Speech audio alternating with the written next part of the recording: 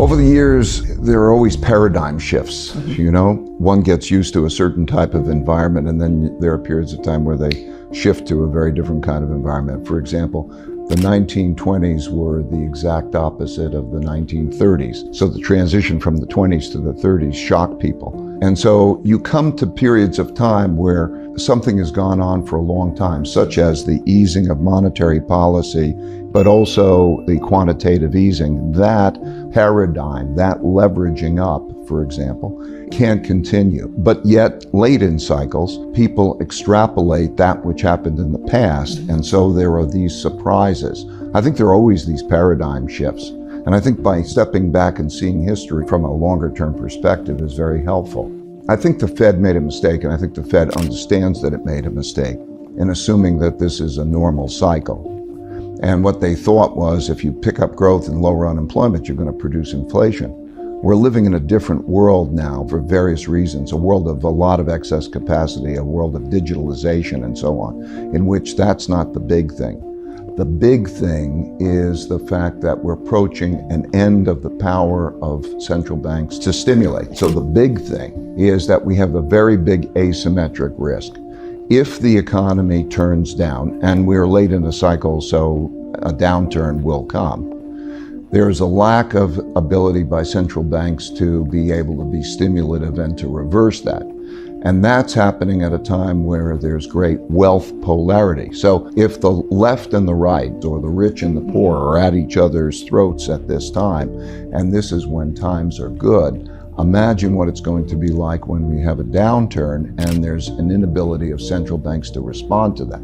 So that shift in Fed policy, which came at the end of the year, was necessitated by these weakening conditions around the world. I think the key is us staying on top of these changes that we're talking about and responding to them. First of all, I think every portfolio should have the right amount of diversification in it. Gold is an important portfolio diversifier. However, let me be clear, I don't think anyone should have a concentrated portfolio now, okay? So people can hone in on one comment I'm making. I think that the notion of creating a balanced portfolio is the most important thing that they can do right now, because wealth can't so much be destroyed as it can be shifted.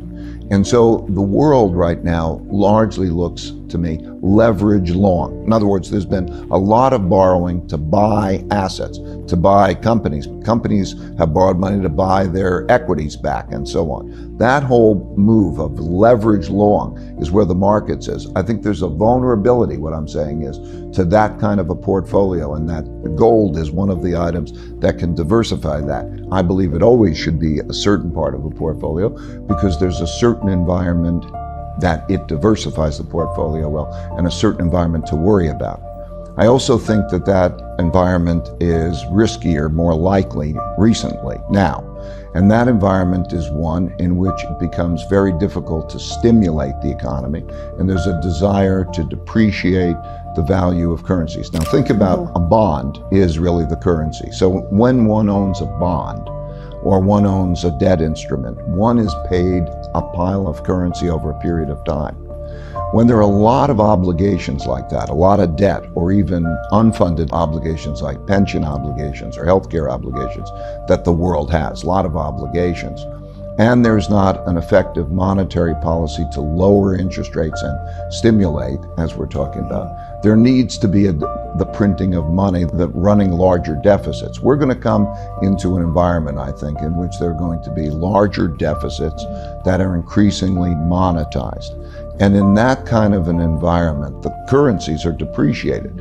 I think that in an evolutionary way, over the next 1, 2, and 3 years, that there will be a turn for the worse. Yes, I think that there'll be an environment in which you're going to have excess capacity and debt restructurings and political issues entering into it. I think there's going to be an effect, a risk. Well, of course, recessions are always inevitable. The only question is when. And I think that you're seeing this around the world. You could see it through Asia. You could see it in Europe, and you could see it in the United States. Let's step back maybe and put the big factors in perspective, I think, and then put a time horizon to that. I think the big factors are we are rather late in both the short-term debt cycles and the long-term debt cycles, meaning the capacity of central banks to produce stimulation.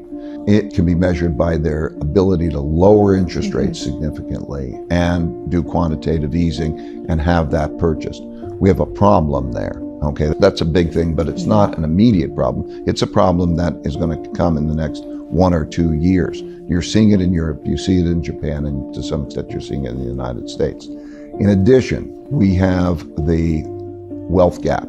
And with that wealth gap, we have the classic political conflict, very much like the 1930s, in which that means that there's greater polarity, greater extremes in both of those.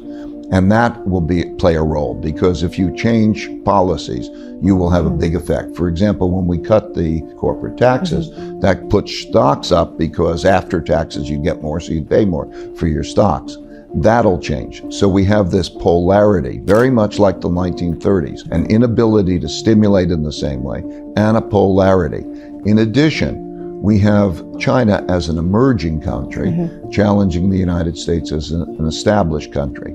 And that creates a theme, that creates a protectionist type of environment, very much like the 1930s. And it also has implications in terms of all sorts of conflict and, frankly, sand in the gears of the efficiency of the economy. For example, the supply lines. In other words, we built an economy in which there was interdependency and efficiency coming from supply lines working in a certain way. Now, as we enter this environment of conflict, there needs to be, for personal security, for the security of the countries, there is a move toward independence. The United States says, I don't want your technologies. And China says, I can't depend on you giving me your technologies. And that changes, that separation changes the nature of the dynamic, which is also an economic influence. Those influences are very similar, as I say, to the late 1930s. They will be dominant. They are evolutionary influences, but they'll play out over the next 1, 2, 3 years, I think, in creating a paradigm shift. The world we're going to be in is a very different world than the world we were in. The world we were in started in 2008 and had to do with central banks printing money and stimulating, and that is reaching its limit. And that's why I think we're going to see a paradigm shift. So what do you mean by a depression? Okay, something like happened in the 1930s. So just to repeat, 1929 to 1932, there was a fall in the economy and a very double-digit unemployment rates and a magnitude of fall in the economy like about 10%. Do I think we're in that? Yes. How was that dealt with? 1933. What they did is they printed a lot of money.